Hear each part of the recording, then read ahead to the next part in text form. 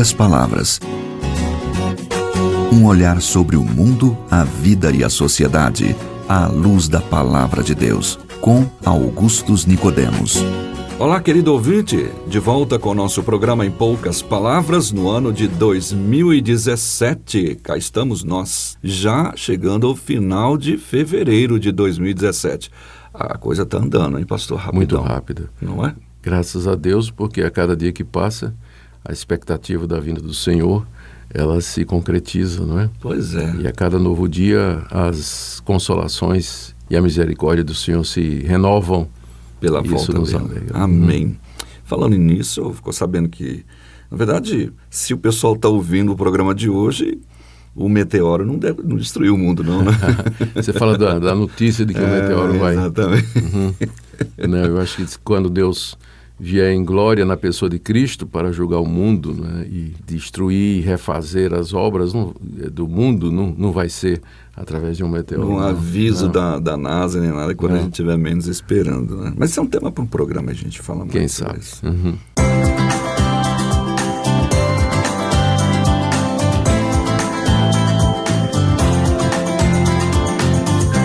Bem, o tema de hoje tem a ver com vida cristã, seriedade da vida cristã, e a pergunta é de Leonardo, que mora em Guarujá, litoral de São Paulo.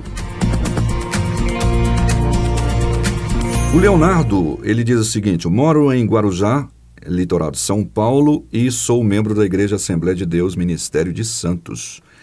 Ele diz, tem uma dúvida no texto de Mateus 5, 29 e 30, onde Jesus diz que se um dos nossos membros nos fizer errar, para que nós devemos arrancar esse membro, pois é melhor perdê-lo do que todo o corpo ser lançado no inferno. A pergunta dele então, pastor, é: qual é a interpretação desse texto? É literal ou não? E desde já agradece e que Deus continue abençoando o programa Em Poucas Palavras e aqueles que estão à frente desse programa. Obrigado, então, ao Leonardo, pastor. Muito bem, muito obrigado também, Leonardo, pela sua audiência e por ter enviado essa pergunta aqui.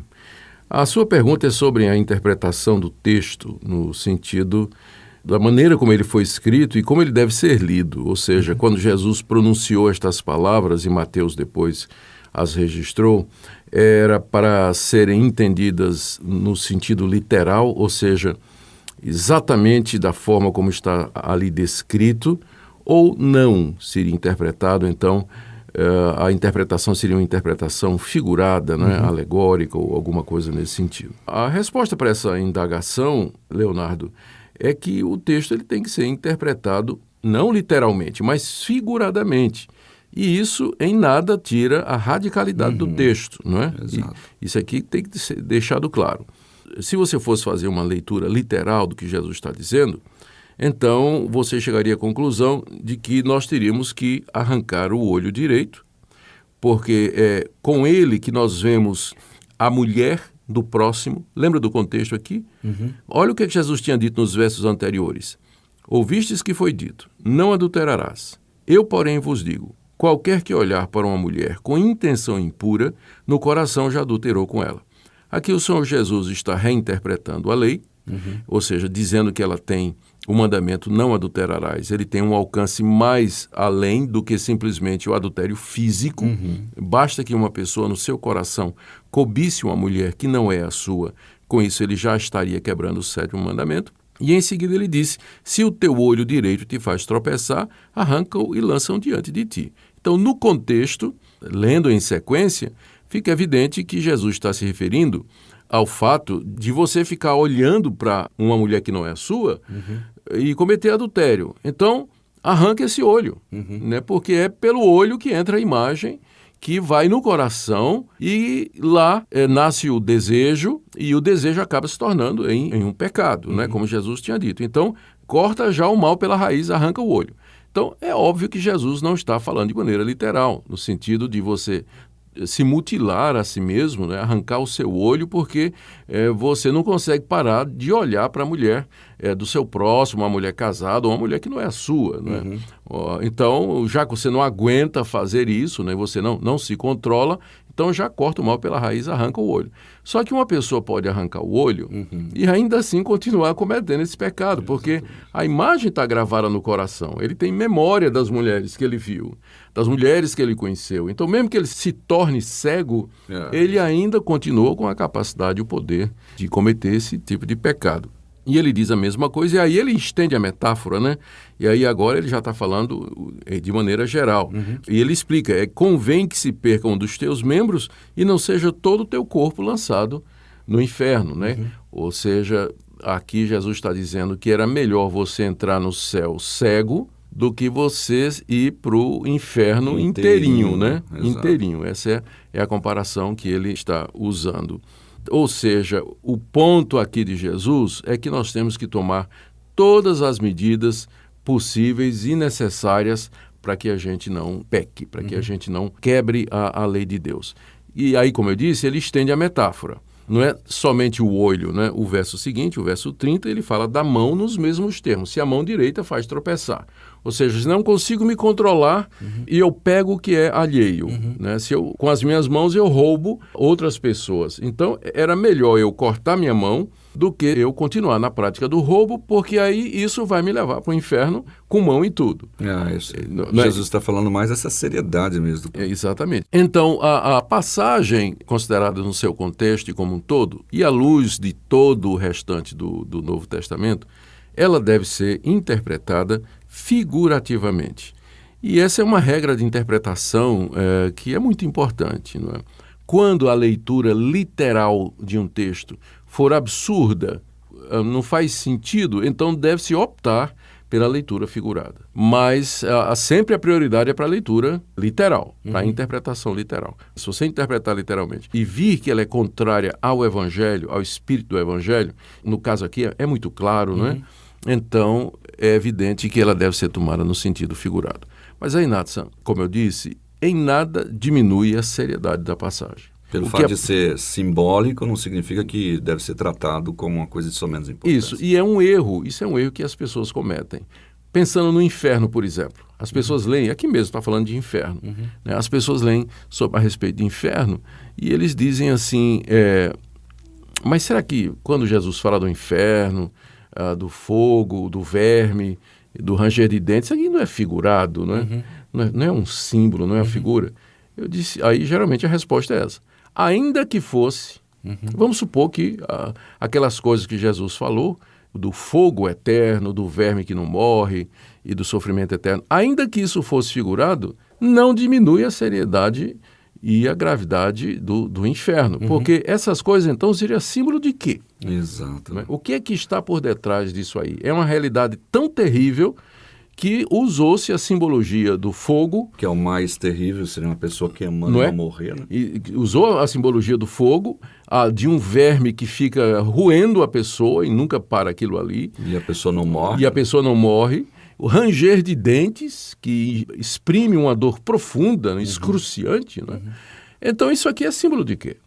Então, você vê que a interpretação simbólica de algumas realidades não diminui a seriedade daquilo que está sendo simbolizado. Sim. Então, é o caso aqui. Quando Jesus manda arrancar o olho, cortar a mão, ele está simplesmente dizendo que nós devemos tomar todas as medidas necessárias para que a gente não cometa pecado. Agora vamos nos perguntar, em termos de hoje, né, o que seria arrancar o olho e cortar a mão diante do que Jesus disse, quem olhar para uma mulher com intenção impura, no seu coração já adulterou com ela. Eu fico pensando, por exemplo, se uma pessoa não consegue ter acesso à internet via seu celular, via o seu laptop, e se ele não consegue se dominar, não é? E acessar apenas aquilo que edifica, aquilo que abençoa e tudo mais, se ele vai para sites pornográficos, se ele vai para sites eróticos, se ele vai assistir, participar de grupos de WhatsApp onde sai aquelas piadas indecentes, o pessoal publica fotos que não deve e tudo mais, e ele não consegue se controlar, não consegue se controlar, então ele tem que cortar a mão e arrancar o olho. No caso aqui seria, eu diria mesmo, né, sair das redes sociais. Exato. Né, acabar com sua conta de internet ou voltar a usar o velho correio. Né? Ou seja, ele deveria, isso aqui foi um exagero, mas ele deveria tomar todas as providências para que não aconteça aquilo que Jesus disse, que ele cobice, que ele peque apenas pelo olhar, pela intenção e assim por diante. Eu acredito que esse versículo é muito apropriado para o dia de hoje, né? Quando as pessoas estão nas mídias sociais, estão na internet, entram em site pornográfico, ficam em grupos de discussão, nas mídias sociais, onde tem material erótico e tudo mais, e esse pessoal não se controla, isso acaba levando à impureza sexual, à masturbação, a série de outras coisas, prejudica o casamento. Adultério, né? Muitos casamentos estão sendo rompidos por causa disso. Então, em nome da santidade, de uma vida reta com Deus, a pessoa deveria tomar medidas extremas, se necessário for, para que possa manter seu coração puro, sua mente limpa, sua alma pura diante de Deus, porque é isso que Deus deseja de nós. É aquilo que a palavra de Deus diz, a gente põe sentinelas, né? Que Deus coloca sentinelas nos nossos ouvidos, nossas mentes, né? Exatamente. Basicamente é fazer esse filtro através da palavra de Deus para a gente poder ter, porque é mesmo uma luta diária aqui. E a acessibilidade aos meios de comunicação, à internet, as mídias sociais têm representado um desafio, uma tentação e um perigo para muitos cristãos. Então eu acho que todos nós deveríamos tomar medidas radicais, sérias, para evitar não somente o pecado, mas toda a ocasião para o pecado surgir em nossa vida. Não deis lugar ao diabo, disse o apóstolo Paulo com muita clareza lá em Efésios. Não deis lugar ao diabo. Ok, que Deus nos abençoe. Tem uma passagem lá em Salmo 101, versículo 2, se não me engano, que diz assim: não porei coisa injusta diante dos meus olhos. E a palavra injusta lá é Baliar, que é um dos sinônimos para Belial, e Belial é um dos nomes pelos quais Satanás é chamado, né? Isso. Então a gente tem que tomar cuidado com isso aí. Muito bem. Querido Leonardo, que Deus abençoe você e todos os nossos ouvintes com relação a essa dúvida, pastor. Muito obrigado, Leonardo, pela sua pergunta. Deus o ajude na luta pela santificação. Não a minha vontade, mas a tua.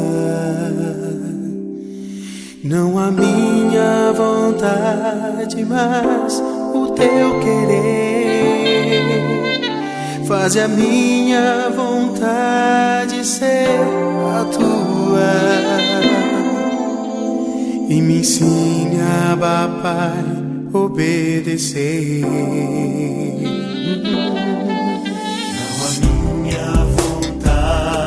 Mas teu plano, não a minha estratégia, mas a tua mão. Eu sou tão pecador, sou tão humano. Põe a tua vontade no meu coração.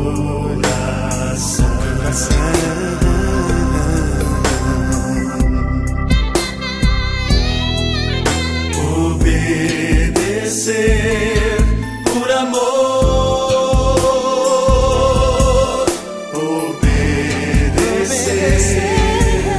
por adoração, obedecer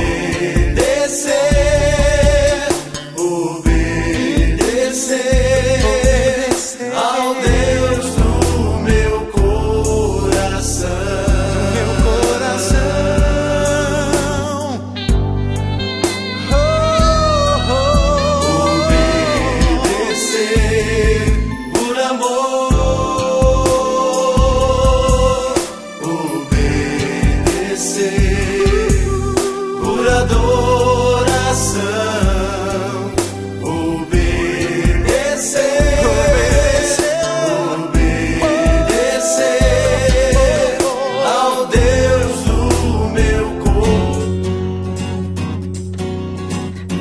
Em poucas palavras, um olhar sobre o mundo, a vida e a sociedade, à luz da Palavra de Deus. Apresentação, Nadson Matias. Comentário, Augustus Nicodemos. Um programa da Primeira Igreja Presbiteriana de Goiânia, Rua 68, esquina com 71, Centro. Visite o nosso site www.pipg.org.